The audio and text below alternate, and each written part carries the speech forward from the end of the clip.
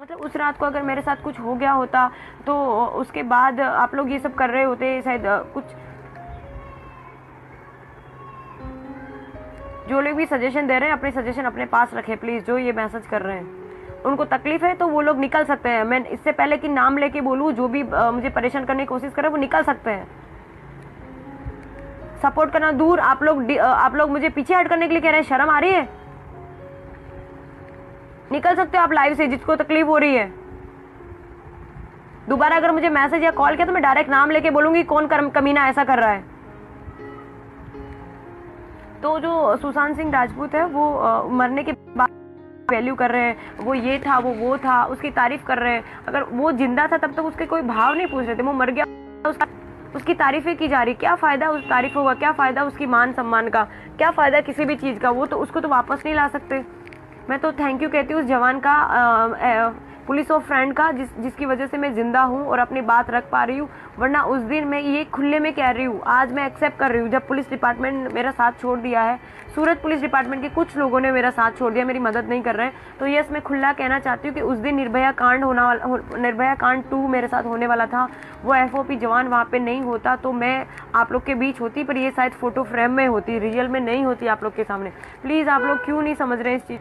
अभी रिसेंटली जो सुशांत सिंह की डेथ हुई है, आई मीन उसने सुसाइड किया, लोग ऐसा कहते हैं, पर मेरा ऐसा मानना है कि उसने सुसाइड नहीं किया, उसका मर्डर है।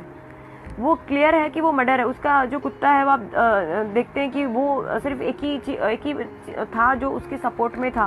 क्योंकि कल जो है मैं बाहर गई थी अपने कुछ काम से, तो मेरे वीडियो वगैरह वायरल हो रहे हैं। मेरी फैमिली को सेफ फील कराने के लिए कल मैं सब्जी मार्केट गई थी सब्जी लेके आने के लिए, ताकि मेरे साथ तो सिक्योरिटी थी पर मेरे फैमिली वालों को कोई सिक्योरिटी नहीं मिल रही थी। सो मैं अपनी फैमिली को सोच के सब्जी मार्केट में गई थी। मेरे घर में खाने के लिए, आप मानेंगे नहीं, सब्जी वगैरह कुछ भी नहीं थी और पिछले 10-15 दिन से ऐसा ही चल रहा है। तो मुझे ना चाहते हुए मैं नज़दीक की मार्केट में जाना पड़ा। सो वहाँ से मेरे वीडियोस वगैरह वायरल हो रहे हैं, तो उसकी वजह से मेरे फैमिली वालों ने मेरा घर से बाहर जाना बंद कर दिया है। बाहर जाना बंद करने के पीछे एक ही रीज़न है कि कहीं ना कहीं उनकी जो फिक्र है मेरे लिए वो वाजिबी है। प्लीज़ जो मैसेंजर पे कॉल कर रहे हैं प्लीज़ कॉल ना करें, मुझे डिस्टर्ब हो रहा है, मेरे पास टाइम बहुत कम है, मुझे प्लीज़ अपनी बात कहने दीजिए प्लीज़। यस, पुलिस डिपार्टमेंट ने नीचे सिक्योरिटी मुझे दी, वो नीचे बैठी है, ऊपर नहीं आ सकती। और सो मैं अपने घर की बैल्कनी में भी अगर जाती हूँ तो मेरी फ़ोटोज़ और वीडियोज़ वगैरह वायरल हो रहे हैं और मुझ तक मैसेज पहुँचाया जा रहा है कि तुम्हारी हर हरकत पे नज़र है हमारी, तो तुम चुपचाप घर पे बैठो। और मुझे मैं बता नहीं सकती कि इस वक्त मुझ पर कितनी प्रेशर है। पॉलिटिकल तो है ही, साथ में मुझ पे तो है ही, मैं तो हिम्मत नहीं हार रही, लेकिन मेरे फैमिली मेम्बर्स पे इतना प्रेशर बनाया जा रहा है कि वो लोग भी मुझे बाहर जाने से मना कर रहे हैं। ये कौन है जो बस करो कह रहे हैं? जिसको तकलीफ है प्लीज़ वो लाइव से निकल सकते हैं। मुझे सजेस्ट करने की कोशिश ना करें कि मैं कौन क्या कर रही हूँ, और मुझे पॉइंट से ना हटाइए, मेरे पास टाइम बहुत कम है, मुझे अपनी बात रखने दीजिए। आप लोगों के सामने लाइव आने का एक ही रीज़न है कि मुझे अब तक पुलिस डिपार्टमेंट पे भरोसा था कि वो मुझे मेरी सिक्योरिटी प्रोवाइड करेंगे या फिर मुझे जब भी ज़रूरत पड़ेगी तब वो अवेलेबल होंगे।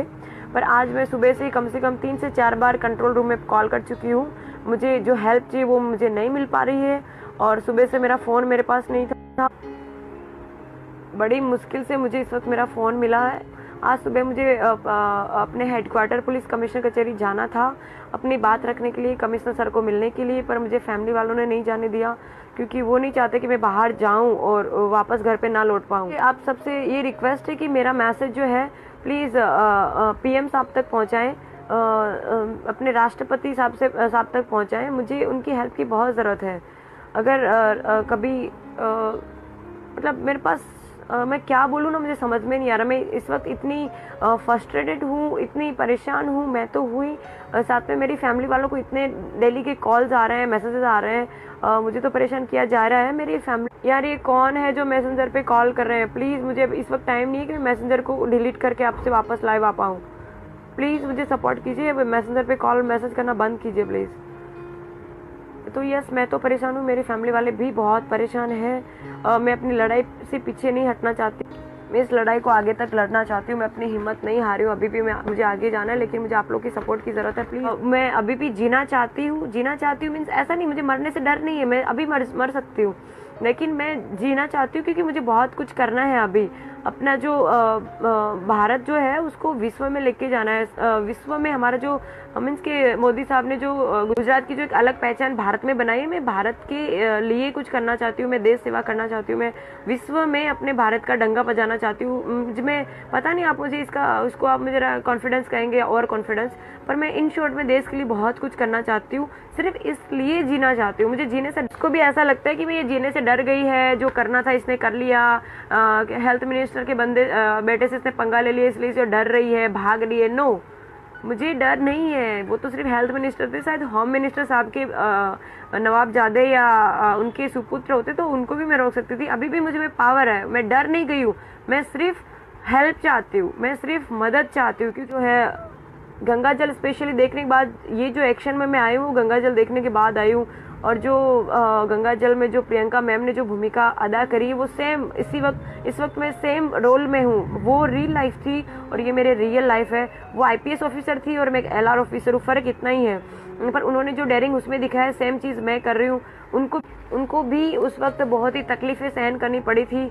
मैं हर परेशानी से लड़ने के लिए तैयार हूँ, पर मुझे आप लोग की सपोर्ट की ज़रूरत है। मैं अकेले, मुझे किसी से कोई दुश्मनी नहीं है, मैं अभी भी क्लियर कर दूँ, मैं सिर्फ अपनी ड्यूटी कर रही थी, इसके अलावा कुछ नहीं। मुझे किसी से कोई शिकायत नहीं है, मुझे किसी के खिलाफ कुछ नहीं करना है, ठीक है। मुझे ना किसी बीजेपी से दुश्मनी लेनी है, ना दुश्मनी करनी है, क्योंकि वो अपनी जगह पे सही है। जो अपने जो हेल्थ मिनिस्टर, उनकी कोई गलती नहीं है, उनका बेटा अगर ऐसा कर रहा है तो उसमें उसकी कोई गलती नहीं है, ठीक है।